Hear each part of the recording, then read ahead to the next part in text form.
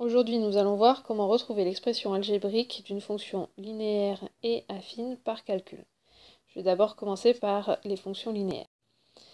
Donc, pour rappel, les fonctions linéaires sont des fonctions qui s'écrivent f de x est égal à ax. Pour retrouver l'expression algébrique d'une fonction linéaire, nous avons besoin de connaître un antécédent et son image. Donc, par exemple, si nous savons que f de 9 est égal à 2, pour retrouver l'expression algébrique, nous utilisons le fait que petit a est égal à l'image divisé par son antécédent.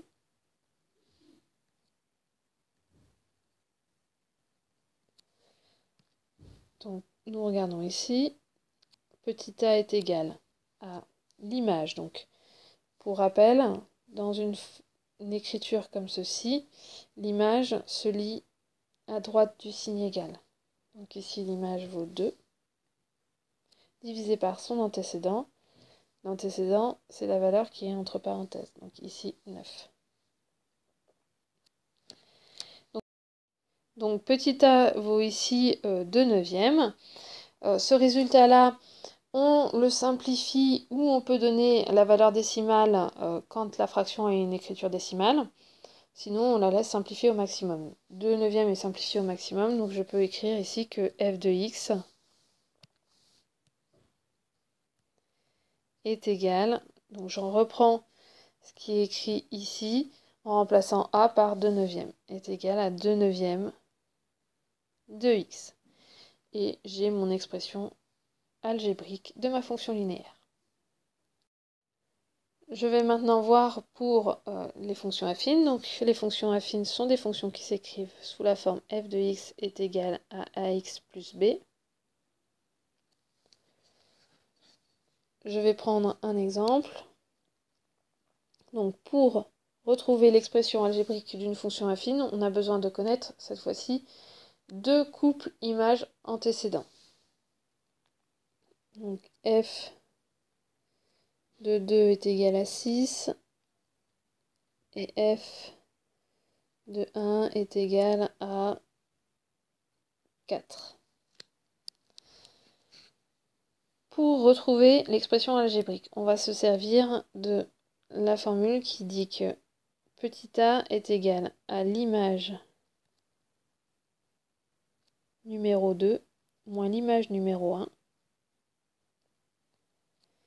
divisé par l'antécédent numéro 2 moins l'antécédent numéro 1.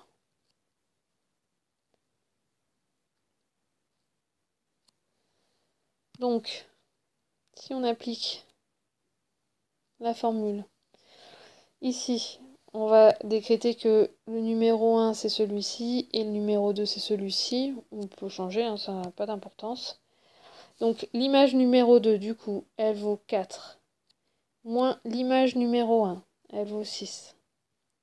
Divisé par l'antécédent numéro 2, il vaut 1. Moins l'antécédent numéro 1 qui vaut 2. Ensuite, je calcule, 4 moins 6, ça fait moins 2. 1 moins 2, ça fait moins 1. Et comme tout à l'heure, je simplifie au maximum ou je calcule s'il y a une écriture décimale de la fraction. Ici, moins 2 divisé par moins 1, ça fait 2.